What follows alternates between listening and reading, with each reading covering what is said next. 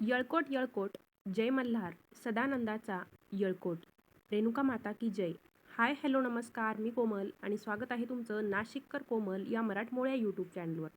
मंडळी, प्रत्येक कुळाचं रक्षण करणारी एक पुरुष देवता असते आणि एक स्त्री देवता असते.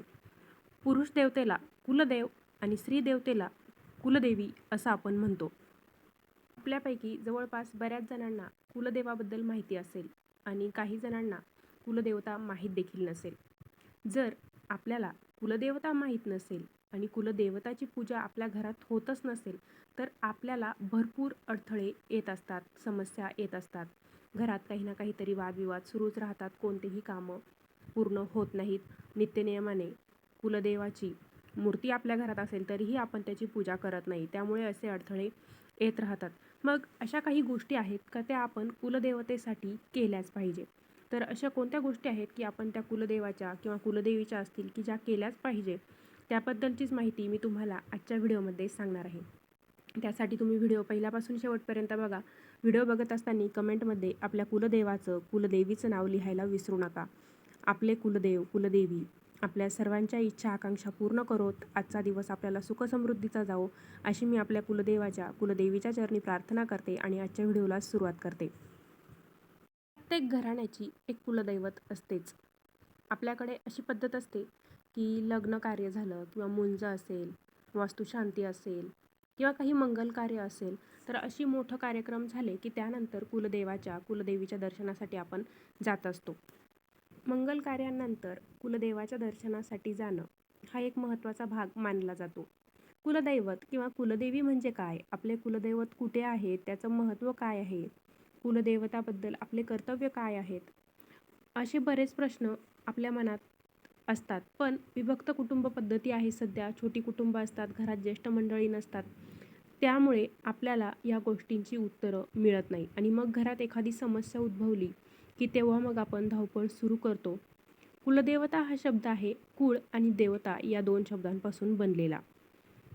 कुळाची देवता ती कुलदेवता ज्या देवतेची उपासना केल्यावर मूलाधार चक्रातील कुंडलिनी शक्ती जागृत होते आणि आध्यात्मिक विकासाला सुरुवात होते, ती म्हणजे आपली कुलदेवता. कुलदेवतेसाठी आपण काही गोष्टी केल्या पाहिजे. त्यातील पहिली गोष्ट म्हणजे रोज सकाळी आणि संध्याकाळी श्री कुलदेवताय नमः, श्री कुलदेवताय नमः या मंत्राचा जप आपण करायचा आहे.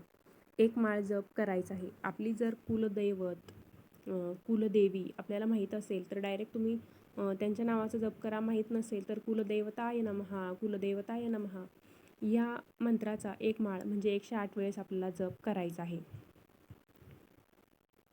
कुलदेवी कुलदेव हे आपल्याला माहिती नसेल तर ते आपण माहिती करून घ्यायची आहे. सगळ्यात पहिली आणि महत्त्वाची गोष्ट, आपल्या जर देवघरामध्ये कुलदेवीचा किंवा कुलदेवाचा टाक नसेल तर तो आपण बनवून घ्यायचा आहे. समजा तुम्ही नोकरी व्यवसायानिमित्त बाहेर राहत आहे, तुमचे आई वडील वडीलधारी माणसं गावी राहत आहेत तर ते टाक त्यांच्याकडे असतील तर ठीक, पण तुम्ही जर बाहेर राहत आहे तर तुम्हाला दुसरी टाक बनवण्याची गरज नाही आहे. पण मात्र आपल्या देवघरामध्ये आपल्या कुलदेवाचा आणि कुलदेवीचा फोटो तरी आपण ठेवायचा आहे आणि दररोज त्यांची नित्यनियमाने पूजा देखील करायची आहे. वर्षातून एकदा आपण सहकुटुंब सहपरिवार कुलदेवाच्या कुलदेवीच्या दर्शनासाठी जायचं आहे. नुसतं जायचं नाही तर जाताना आपल्या देवघरातील जे आपण टाक बनवलेले असतात ते टाक देखील भेटीसाठी घेऊन जायचे आहे. तिथे जाऊन कुलदेवीची खणा नारळाने ओटी भरायची आहे. त्यांचा व्यवस्थित मानपान करायचा आहे. आपल्या कुलदेवीच्या नावाने आपल्या देवघरामध्ये मंगल कलशाची स्थापना आपण करायची आहे. जर तुम्हाला मंगल कलश म्हणजे काय किंवा मंगल कलशाची स्थापना कशी करायची, पाणी कधी बदलायचं, कलशावरील नारळाला कोंब आला तर त्याचं काय करायचं, असे प्रश्न तुमच्या मनामध्ये असतील तर आपल्या चॅनलवर सविस्तर माहिती सांगणारे व्हिडिओ उपलब्ध आहेत. सर्च करून तुम्ही ते व्हिडिओ बघा, म्हणजे मंगल कलश स्थापना कशी करायची याबद्दलची सविस्तर माहिती तुम्हाला मिळून जाईल. कुलदेव आणि कुलदेवी यांच्यासाठी जो त्यांचा वार असतो, मंगळवार असेल किंवा शुक्रवार असेल, तर कुटुंबातील एका व्यक्तीने कुलदेवासाठी कुलदेवीसाठी उपवास धरायचा आहे. समजा पुरुष देवता असेल, कुलदेव असेल तर घरातील ज्येष्ठ पुरुषाने आपल्या कुलदेवासाठी, समजा अखंड महाराष्ट्राचे कुलदैवत आपले जेजुरीचे खंडेराव महाराज आहेत, तर त्यांच्यासाठी रविवारचा उपवास घरातील ज्येष्ठ पुरुषाने करायचा आहे. तसेच कुलदेवीसाठी घरातील जी ज्येष्ठ स्त्री असते त्या स्त्रीने मंगळवारी आपल्या कुलदेवीसाठी उपवास करायचा आहे. प्रत्येक मंगळवारी हा उपवास आपण करायचा आहे. फक्त चैत्र नवरात्री असेल किंवा शारदीय नवरात्र असेल तेव्हाच आपण आपल्या कुलदेवीची सेवा करायची नाही, तर दररोज आपण आपल्या कुलदेवीची सेवा करायला विसरायचं नाही. कुलदेव असेल, कुलदेवी असेल, ते आपल्या कुळाचं रक्षण करण्याचं काम करत असतात. म्हणून त्यांच्याप्रती आपले देखील काही कर्तव्य आहेत ते आपण पार पाडायचे आहेत. आपल्या कुलदेवाचा फोटो आपल्या घरात असणं खूप महत्त्वाचं आहे.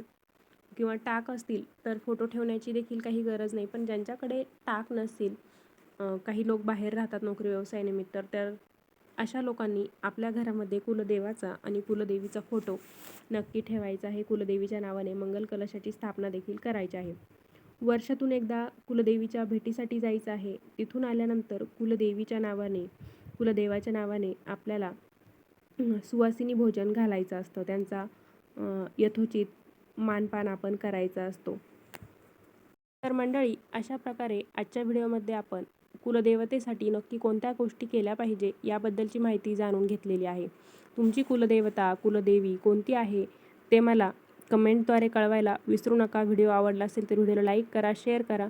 अजून आपल्या चॅनलला सबस्क्राईब केलेलं नसेल तर धार्मिक, आध्यात्मिक तसेच सणावारांचे व्हिडिओ बघण्यासाठी आजच आपल्या नाशिककर कोमल या मराठमोळ्या यूट्यूब चॅनलला सबस्क्राईब नक्की करा.